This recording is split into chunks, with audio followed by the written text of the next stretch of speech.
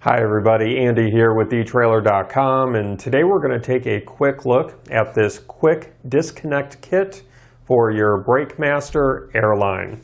Now this is going to replace one female fitting with the L-shaped bracket on the RV side for your Roadmaster BrakeMaster airline.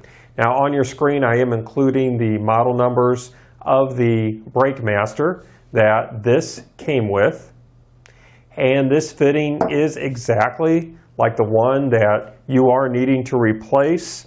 It is directly from Roadmaster, so you can trust that it's going to fit right in place of the original. You're not going to have to worry about compatibility issues, fitment issues, or anything like that.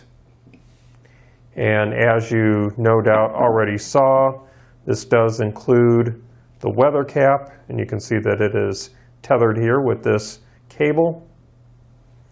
So if you are needing to replace one female fitting with the L-shaped bracket on the RV side for your Roadmaster BrakeMaster airline, this is going to be exactly what you need.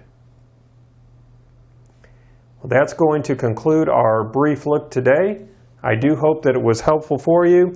Again, my name is Andy. Thank you for joining me.